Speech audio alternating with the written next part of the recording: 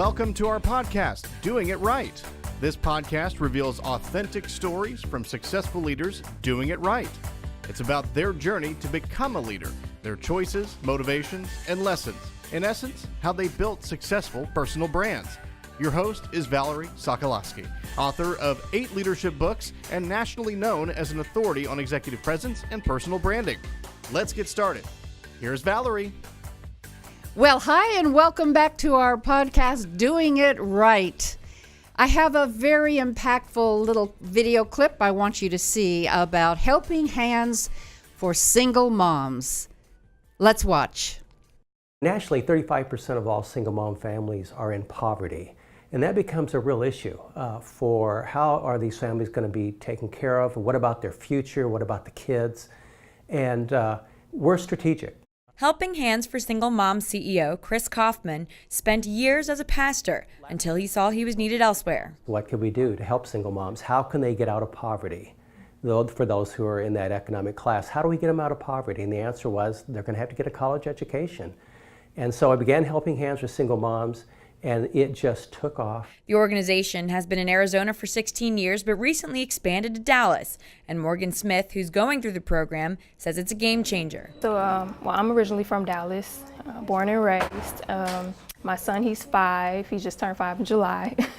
I kind of wanted to, before I had my son, I wanted to just go to school just to say I was able to do something and complete it. Nobody in my family's actually gotten the bachelor's degrees. Morgan Smith is studying kinesiology at UT Arlington and has dreams of becoming a physical therapist and one day owning her own gym. But for a little while, that dream was put on hold. I actually quit for about 2 years. And when he turned about 2.5, I decided to actually go back. I wanted to do more for myself and him, and then for him to grow up and see me doing it, hopefully would push him into wanting to do more in life than just, settle for whatever he felt like he could do. And Smith says it's more than just the money. A lot of scholarship programs, you don't see them actually wanting to help others. You apply and then you get the money, and that's really it. But with this one, there's a lot more help other than just money. You have the dental services, you have financial support, you have Chris who stays in contact with you. So we come alongside moms and provide scholarships and supportive services, services that we took our time to learn from single mom college students as to what they need. That everyone in our program has got a strong plan to get through college, a good career plan. And so while the mom's going through school, we provide scholarships. We have 2 levels. In Dallas, it'll be $4,000 and $2,000. And we provide free auto repair and dental care for the moms, family outings. We have holiday gifts for the kids, and AAA towing too to go with the free auto repair. And then also what's called a single mom college community, which really provides an opportunity for single moms to meet, build relationships. So, Chris Coffman and Michelle Campuzano. Okay, so even though my name is Sokolosky, I'm Italian. It's my husband that's the one that's Polish or Russian or whatever his family is. Welcome today. Thank you, are Valerie. Part of a wonderful national organization that has raised just hundreds of thousands of dollars for single moms. And Chris Coffman, I'd love for you to share a little bit about how you, as the founder of this, got started. How did you come to do this?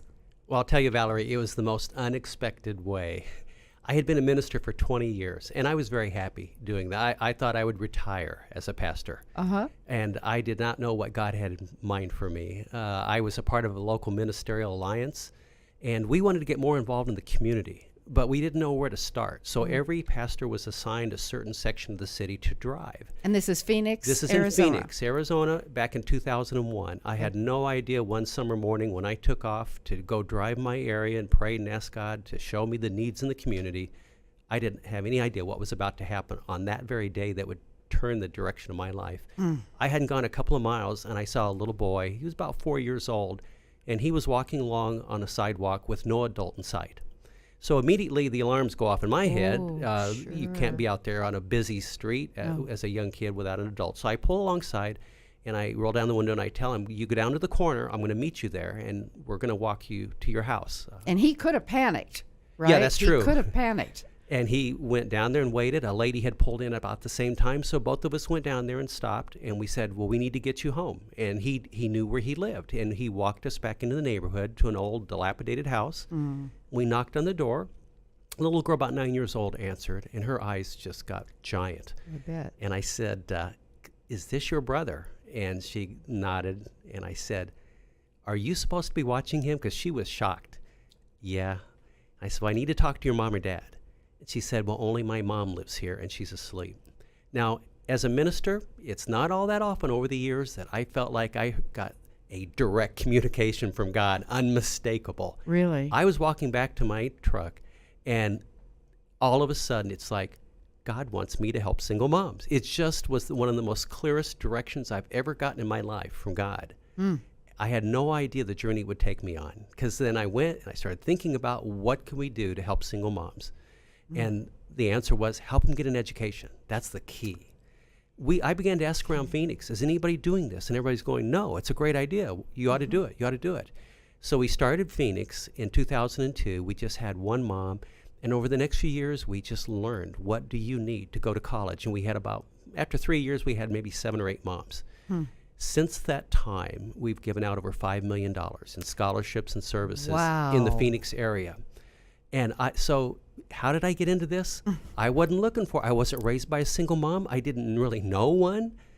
And yet God had that cut out for my life. And I've learned you never know what God's going to do.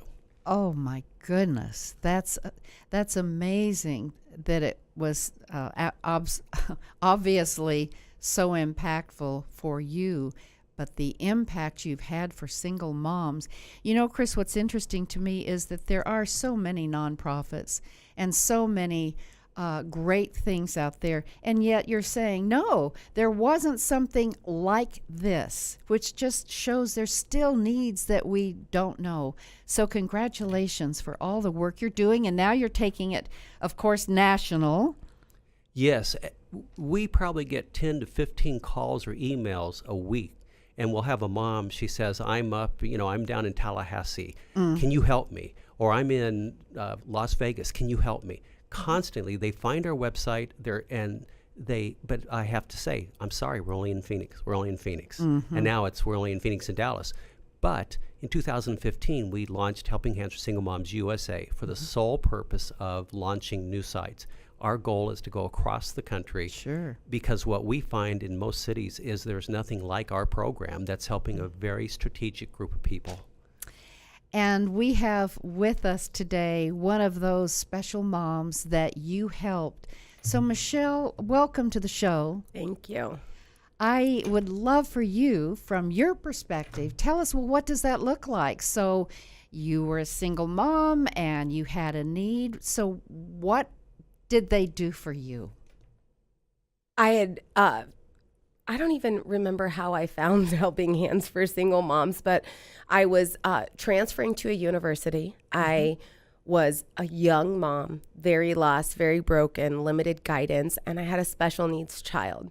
So I already had the odds stacked against me, and a lot of people wanted to root for me, but it just didn't seem like a great investment. What could the return be? What were the odds of me as a single mom surviving, or a single mom with a child who constantly required brain surgeries or was having seizures? It was hard to find people who could believe in the idea of me being anything more than what my circumstance was.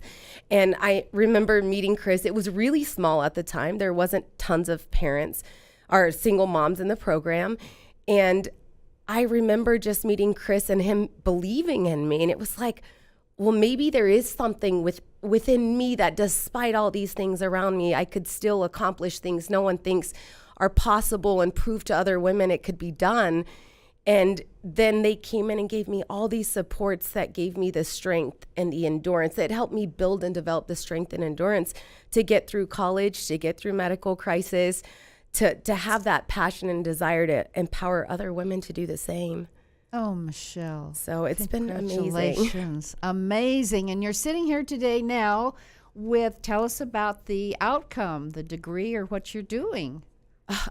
It's developed this huge passion inside of me, because I think being someone that most people didn't think would have a return on the investment has given me a passion to find those people and give them the support they need, knowing that when they do get through it, their impact's even greater because they understand the struggle and they understand the possibilities. And so I'm running for school board in South Phoenix. Wow. And I have my own company. What is it? I service special needs children in home. Okay. Which I'm extremely passionate about because I know how hard that struggle is. Mm-hmm. So, and I'm also working on a docu-series which will be influential in highlighting some of the struggles in education and also the possibilities when kids are given the tools and resources they need.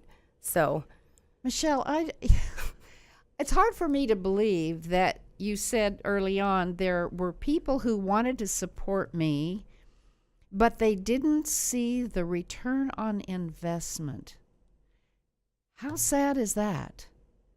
So I have to ask, when you say they were there to support you, well, what does support look like if what good things did they do for you that maybe helped you raise your self-esteem a little bit or believe more in yourself? There must have been some good things other than money. Absolutely. I think that part of it was that people thought I was going to stretch myself thin. So it was more concern of like, you going to college and working and raising this child with special needs is too much. And I was like, but I know my drive. I know my heart, and I know how much I love my son. And that will take me anywhere I need to be for him. And so I think just finding outsiders who, even as a stranger, could say, you can do this, and whatever you need along the way, whether it's car help, dental, Chris is sat with us at the hospital at my son's bedside, whatever it was I needed, knowing I had a circle that was going to cheer me on no matter how dark some of those days were, that was enough to get up and push forward for my son who needed me. I was all he had. Yeah. You know, sometimes, Michelle, it doesn't take much more than just a pat on the back once in a while or a smile or a go for it. You know, I always ask, Chris, you know this, I always ask guests to leave us with some pearls of wisdom, and I'm going to throw one out there right now because Sure. I've said to so many people, we all have those down times. I don't care how successful people think someone is, you know, people are people. And just a smile is, can't we just do that every day, right? Think of those things that are simple that we can all do as encouragement. So, Chris, back to how you help the people. If someone were to call you tomorrow, what realistically can you do for these women? What does that look like? What we have is called Scholarship Plus Services. Now, it is a competitive scholarship, and unfortunately, we always have more applications than we have money to give out. Okay. But each mom gets, here in Dallas, it's a $4,000 a year scholarship. But a single mom needs more than just a scholarship. There's so many other needs her family faces. So we provide free auto repair. We provide AAA towing, dental and eye care, family outings. We get a ton in Phoenix. We did probably $25,000 last year in just family outings to sporting events, professional games, ballets and such. We provide holiday gifts for all the kids. And we have what I think is really important, the single mom college community. We have 2 in Phoenix, and it gives these single moms who feel very isolated on a college campus. Nobody understands the struggles they have when they're sitting there taking a final and their kid was up sick all night. And the other students have Michelle's no clue. laughing. Yeah, I'm sure she's Really? done that many Any a mom time. is laughing. And so they feel very alone, and the single mom college community gives them a chance every month to sit down and talk about, in a group, and talk about life and professional development and raising kids and just encourage each other. And Michelle has friends, lifelong friends that she's built through that single mom college community. So the money that you raise, when you have events, right? Tell us about the events and what those look like. Should someone start one of these helping hands for single moms in their city with your help, what kind of event is put on to raise money, Chris? We have a very interesting connection to the professional sports community. Okay. Over 50% of all football players and basketball players that play today were raised by single moms. 50%? Over. And they know that because they run demographics on these players before they ever draft them out of college. And these are statistics that they publish. So what we do is we connect with professional athletes, and we have a My Mom, My Hero award. And we were here last night. We had Shirley Barnes, the mother of Harrison Barnes of the Dallas Mavericks. And we love to do that award because over the years, we've learned by watching and listening the struggles that single moms face.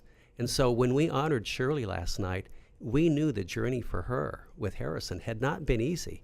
But as we heard in the testimonials, she had provided her kids with love and vision and direction and encouragement. She held her home together by herself. And so we do fundraisers where we have professional athletes and we have people from the community come in, and not only we tell the story of the mom of the athlete and honor her, then we also share about what we want to do for other single moms. And it's amazing, for example, like Shirley last night, she's all on board with Helping Hands for Single Moms. Her heart was captured by coming and learning about us. And just like Michelle, look what she's doing.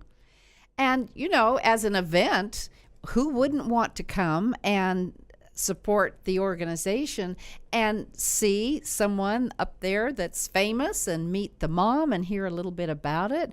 So because this was held recently, I went and I heard this mom, Shirley Barnes. I was taken back, Michelle, you can add to this. I was taken back by those little mom things that she did that made a difference with Harrison. So, for example, she said, I made sure that Harrison wrote well, that he wrote things down and he wrote well. I made sure that he introduced himself.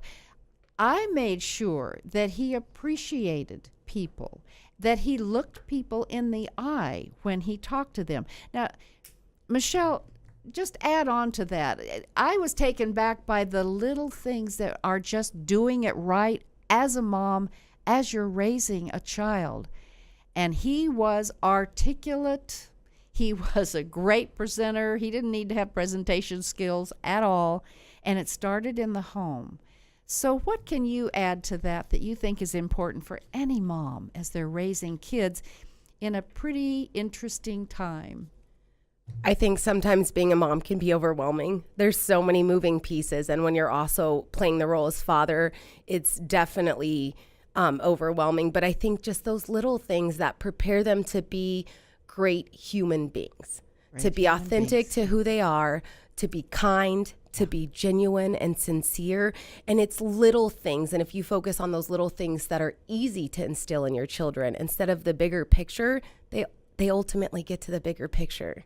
And they value the same, they end up with the same core values that you want your children and your family to believe in. So I think that those little things make it easier to get their stepping stones to where you want to be. Yeah.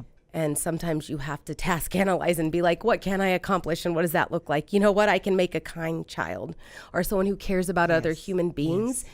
And ultimately, those people end up successful. Mm-hmm.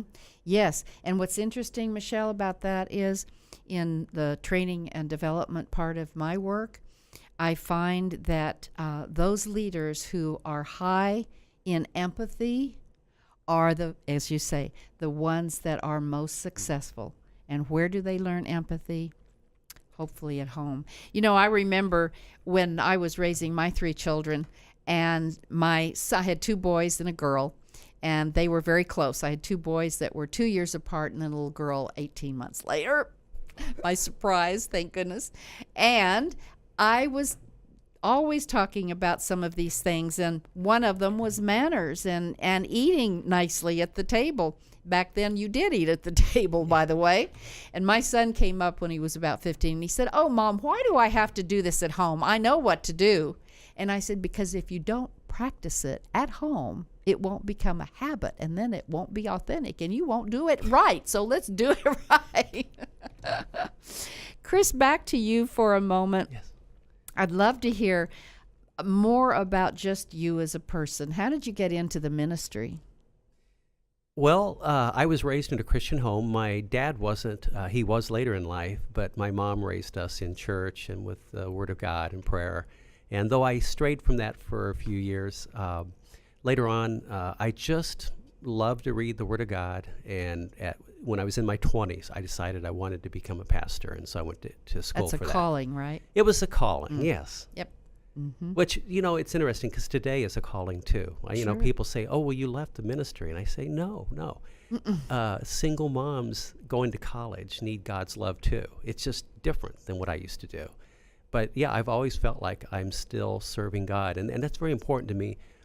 As a young man, I began to ask the question, why am I here to begin with? What's this all about? And the answer was, you're here to honor God with your life and to get to know God and walk with Him and serve others. And so that's been kind of a hallmark of my life. Oh, well, and you're certainly doing that. In your experiences all through your life, we've all had those times when we've learned, probably in the down times more than in the up times. Maybe 3 things that you could share with our audience and with me that have been really important you'd love to pass on and learn from your experiences of wisdom. What Sure. What would any of those be? I think maybe the most prominent one for me is over the years realizing the simple words, God is love. And that has impacted my life to understand that on a daily basis, how am I treating those in my family, my colleagues, the moms we serve? How am I serving people? What am I doing to bless people and make their journey better and make their life better? And that has been a driving force in my life, and it's a very simple thing to live by every day, but that has been one. And it, happiness. I feel so bad. I see people retiring, and it's all about them. They may have, may have never done something, served in a nonprofit, done something for anybody in their whole life. They've just lived their life. Done, do. And it's so, that's so unsatisfying, I think, to live that kind of a life. So that's the first one. It's just serving others. God is love. But also, I would say, as you could tell from my story earlier, expect the unexpected. When you go on that journey with God, you have no idea what might be out there. I didn't know there'd be a little boy on the street. I didn't know when we came to Dallas that we would end up in the American Airlines Center with Harrison Barnes, and before our event started, or as our event started, that the Dallas Mavericks would announce they were giving us $100,000. We didn't see that coming. In fact, when we did our business plan for Dallas, we didn't have in there $100,000 from the Mavericks. It's an adventure. When you really give your life to live for God, it's so cool, the things that happen. It's an adventure. And then lastly, I would say to people, don't give up. Just because you're on the journey with God, just because you're serving God, whether it's with your family or your friends or through something like Helping Hands for Single Moms, it's never easy. It's hard work. God does what you can't do, but He's not going to do what you can. And it's been a lot of work here in Dallas. But we are starting to see the fruit pay off. So I would encourage people, don't give up, because I've been through the good times and the bad times. And the bad times, if you're certain what you're doing is out of love and is benefiting people, don't give up. Hang in there and watch it work. And that goes back to when you know your purpose. And it can be simple. People ask me, well, how did you know your purpose? I can't figure out my purpose. I think from my perspective, they're expecting some big, humongous flash of light, as if this is my purpose. What would you say to someone like that? Gosh, Chris, I can't figure out my purpose. Here's what I do. When I get an idea or a passion to do something, I will wait and make sure if it stays there after months and months, or even after you've prayed about it and you still have that passion and you start seeing some opportunities, then I'll follow through. But every time I get an idea of something that would be good to do, I don't just jump into it, because otherwise, like even with Helping Hands for Single Moms, we might have been all over the board over the years. We have stayed focused on education, helping a single mom get a college degree, and we have been stronger and better by staying focused. So that means there's times I've had ideas to do other things, broaden the mission, and it would have been a mistake. But if I waited, prayed about things, and not been in a hurry, when you do that, pretty soon you realize, that wasn't the thing to do. So I don't try to jump into a rabbit trail real quick. I wait. If God wants me to do something, he'll make sure that I know about it within a few months. It'll keep coming back to me. That's really good advice. Michelle, I don't know about you, but I've certainly had, I'll call it a nudging, or, that little in your gut feeling. And you're right, Chris, it doesn't go away. Have you ever had something like that, Michelle? Absolutely. Just a nudging? Absolutely. I'm really passionate about people, and I want to save the world. And I have to remind myself that, I can't save everyone, and that's not my job. And again, I have to be very reflective, because it might sabotage other things that I am called to do. So, but I want to save everyone. But when you have that conviction that just doesn't go away, that passionate drive, that's how I ended up running for school board. It was that nudge that, like, if I want these kids to have change, I can complain about it, and I can be angry and frustrated, or I can go make it happen. And that nudge didn't go away, and I really wanted it to go away because I didn't see myself going political, but it didn't. And so I had to pray about it and follow and be obedient to God's plan for my life. And I know you're going to get that position, right? Yes, I am. So, all right, I'd love to hear 2 more from you. Be reflective is one. What else would you share that you've learned? Never let a circumstance or situation disqualify anything or anyone from greatness. Oh, tell me more about that. Oftentimes we focus on challenges, and then we allow those challenges to get bigger than God. And God is bigger than all of those things. So as long as you stay focused on how big and powerful God is, you don't get discouraged or defeated, and you push through, and pushing through is what gets you to an even sweeter victory. So I've learned to appreciate the battle, because it makes the victory that much sweeter. And getting that education, despite the fact that I shouldn't have, breaking odds and statistics to obtain that degree and reach that finish line, made it so much more victorious that it wouldn't change things. Have you thought about being a motivational speaker? I do some. I think you've got a great story that anyone would listen to. Thank you. So thank you for so let me just review these. So you said, Chris, serving others, show love because God is love. You said expect the unexpected. And I'll add to that, recognize it, right? Yes. Expect the unexpected. And never give up. That's a good one. Never give up. Winston Churchill. Never, never, never. And Michelle, be reflective. Stop and think about things. Go with the nudge after you've been reflected, which you've said too. Never let challenges discourage you. You said something about things are hard. Well, that's why they call it work. Yeah. And Michelle, you ended with, I love this, appreciate the battle. Yeah. That's easy to do after the fact, but I wrote that down and underlined it because while we're going through the battle, it isn't so easy. Yeah. So thank you for that. Thank you both so much for being on the show. It would be so interesting to have you back a year from now and see how many cities now are engaging in this. And for our listeners, you can go to Helping Hands for Single Moms.org. Say it again. HelpingHandsForSingleMoms.org. And they will also find Michelle's story on that. She's one of the moms we highlight from, but yeah. There you go. All right. I'll bet you dollars to donuts you're going to get a lot These of others. moms are worth it. Oh, absolutely. One final question before we leave. How many moms to this point have received a college education because of your work? As of last spring, 239 graduates. 239. And they're making a living for themselves and their families. That's totally awesome. Thank you both so much, and I wish you all the blessings in the years to come. And for our listeners, stay tuned next time when we'll have another amazing guest or 2 or 3 sharing what they've been doing right. For now, this is Valerie. Bye.